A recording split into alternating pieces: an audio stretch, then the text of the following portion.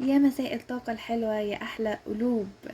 ازيكم يا حلوين؟ عاملين ايه؟ يا رب تكونوا بخير. أنا دودو ودي قراءتنا النهاردة عن مشاعر الشريك اللي ساكت عليها ومش قادر يعترف بيها وبيخبيها جوه قلبه.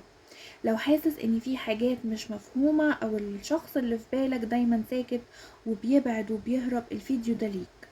هنفتح اوراق التاروت ونشوف مع بعض ايه اللي ساكت عنه، ليه مش قادر يتكلم، وهل بيحبك فعلا ولا لأ، وهياخد خطوة اتجاهك ولا لأ. هنشوف دلوقتي الشخص اللي في بالك، طاقته وخطواته. لو اول مرة معايا ما تنساش تشترك في القناة وتفعل الجرس، واللي حابب قراءة خاصة يقدر يتواصل معايا على الواتساب، الرقم موجود في صندوق الوصف تحت. يلا بينا نبدأ ونشوف الطاقة العامة للشخص اللي في بالك دلوقتي. طيب اول حاجة هنا انا شايفة ان في طاقة صمت او طاقة هروب، في طاقة صمت او هروب او برود في العلاقة. الشخص ده كان بيتهرب من المواجهة، مش بيعرف يعبر، بس جواه بركان من المشاعر، جواه مشاعر قوية تجاهك. ممكن يكون في ما بينكم انفصال او في ما بينكم مسافة او انفصال مؤقت او حتى علاقة سرية، بس واضح ان لسه بيحبك بس خايف. طيب مشاعره الحقيقية هنا ايه؟ مشاعره الحقيقية اللي بيخبيها واللي ما بيتكلمش عنها واللي بيحاول يداريها عليك. بصوا، الشخص ده عنده مشاعر قوية جدا، عنده مشاعر قوية جدا. يعني هو فعلا بيحبك بس بيكابر، بيحبك بس بيكابر. مشاعره فيها شغف، فيها لهفة، متلهف عليك. الشخص ده متلهف عليك جدا، بس هو بيخبي المشاعر دي، بيخبي المشاعر دي وبيداريها.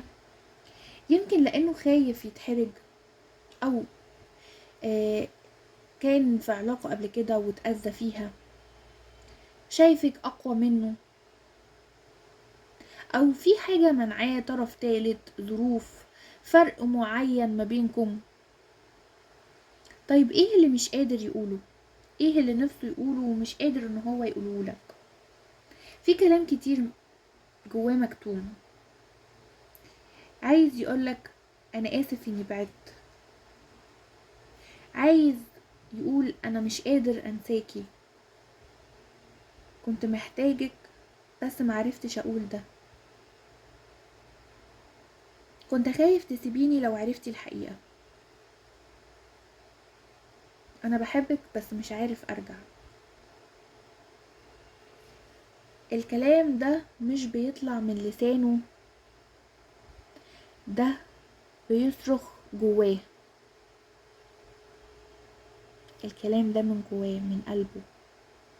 طب هو ناوي يتكلم تاني؟ طيب ناوي ان هو يتكلم معاك تاني؟ طيب الكروت بتاعتك هنا بتقول ان هو ناوي ان هو يتكلم وناوي ان هو يتواصل معاك تاني، بس بشكل بطيء شوية.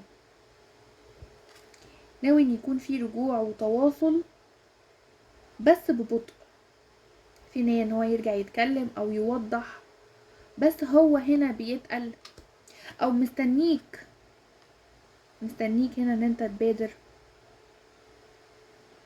ممكن يحصل تواصل خلال ايام او اسابيع، ممكن يحصل تواصل خلال ايام او اسابيع حسب طاقتك انت. اهم حاجة دلوقتي انك تهتم بنفسك وما تبقاش في وضع الانتظار.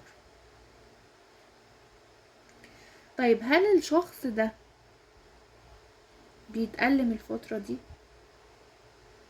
الشخص ده تعبان، الشخص ده تعبان جدا، الشخص ده عنده طاقة ندم، وده معناه ان هو بيفكر فيك، ده معناه ان هو بيفكر فيك دايما، وان هو ندمان على البعد اللي حصل ما بينكم، بس مش عارف ياخد خطوة واضحة، بس مش عارف ياخد خطوة واضحة. طب تعالوا نشوف كمان، هل هيكون في خطوة قريبة طيب يا دودو ولا لأ؟ تعالوا نشوف مع بعض. طيب عايزة اقول لكم هنا ان في خطوة جاية بإذن الله، ممكن تكون رسالة او ظهور مفاجئ، او حتى محاولة ان هو يرجع العلاقة زي زمان،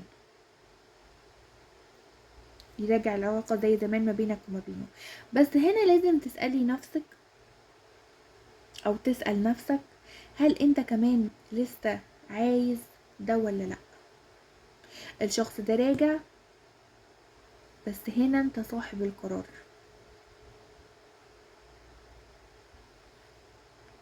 شايفة كمان هنا ان في عينين بتراقبك، في عينين بتراقبك من بعيد.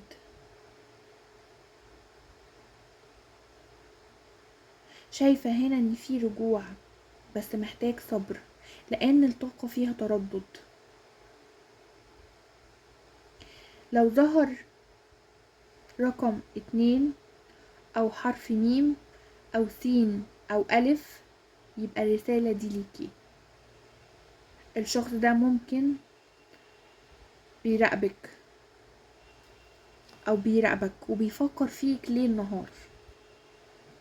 لو شفت رقم 2 او ظهر قدامك حروف حرف الميم او السين او الالف، اتأكد ان الرسالة دي ليك، واعرف ان الشخص ده بيراقبك. لو وصلتي للجزء ده من الفيديو فدي علامة ان الرسالة دي كانت ليكي فعلا. ما تنسيش تعملي لايك لو الفيديو لمسك، اكتبولي في الكومنتات انا في طاقته، عشان اعرف انك وصلتي لاخر الفيديو او لاخر القراءة معايا. واشتركوا في القناة وفعلوا الجرس عشان توصل لكم كل قراءاتي اول باول. واللي حابب يعمل قراءة خاصة او حابة تعملي قراءة خاصة ليكي لوحدك، اتواصلي معايا على الرقم في صندوق الوصف تحت. بحبكم من قلبي وخليكم دايما اقوياء وطاقتكم عالية. اشوفكم في قراءة جديدة قريبة جدا. سلام يا حلوين.